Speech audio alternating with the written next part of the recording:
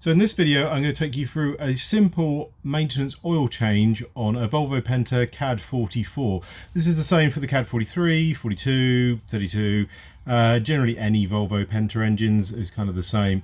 We're going to use an oil extraction pump to extract the oil using a pipe that goes down the dipstick to drain the oil out. Now, the first thing you really have to do is to get the engines as hot, as warm as possible. Now, don't just leave them on tick over for 10-15 minutes. It's going to take hours to get the engines up to a proper temperature. You either need to put the engines in gear, so make sure you've got good ropes tied up, and you just put it one notch into forward or reverse and leave it running for sort of 10 or 15 minutes. Or alternatively, go for a drive, go for a little cruise up and down the river. I've just gone for a little run up and down the river for about half an hour. Engines are up to temperatures now, running about 85-90 degrees. And now I can go ahead and drain the oil. So I'll take you through that process now. So here we are down in the engines. You can see the engine here, and you can see the yellow dipstick. We're going to just remove this from the engine, and we're then going to take our pipe that comes from our oil extraction pump and literally just feed that down through the dipstick until it reaches the bottom. Now you can measure the pipe against the dipstick to see just how much you need to go down. And then what we're going to do is on our pump here, we are going to give it a few pumps. So it's quite hard to pull because of the suction, and we're literally just going to pump it up and down 2 or 3 times to get the suction going and get the oil flowing. And it's as simple as that. So as it starts getting close to the end, you'll hear it sucking air and slurping a bit.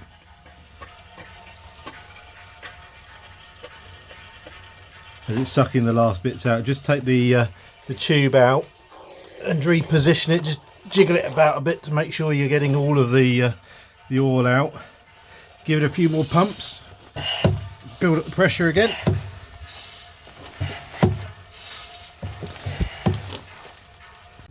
So next up, we need to take the oil filter off. You can see it here. It's next to the fuel filter. You will need a set of oil pump pliers.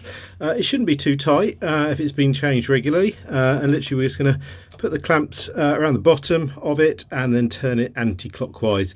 Just get it loose to start with the pliers, and you'll be able to do it with your hands. In there. Now you want a bag to catch this in, because it's obviously going to be full of oil.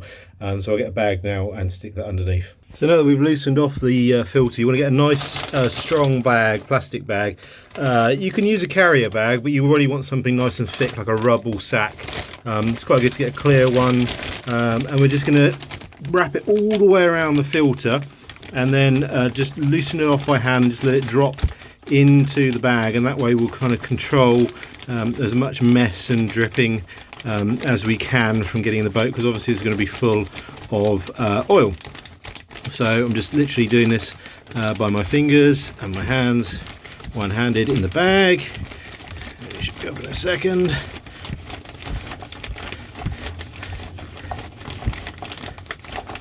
A couple more turns. There we go. Now that's off now. As you can see, the filter is absolutely full. I don't know if you can see that, of oil. So again, if you'd have dropped that off, you'll have that slopping around the bottom of your boat. So I'm just going to put the phone down now and just have a quick wipe around and dispose of this filter and get the new one ready. So here is the new filter for the Kad44. You can see it's a VOP 43135. And this one, as you can see, the purchase date is today.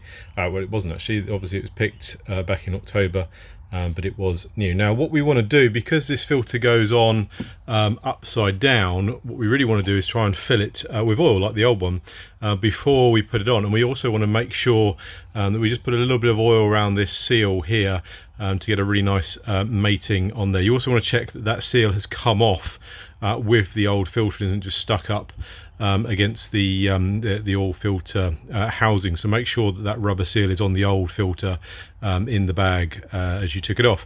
So I'm going to just fill this up with oil, so that as soon as I crank over the engine, there's already oil in the filter, and there's not that kind of moment where we're running dry.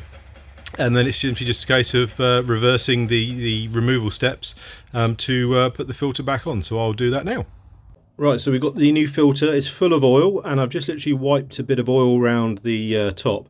I'm just going to literally tighten this up. Now, you don't need any tools. This is the worst thing you can do, is to over tighten these.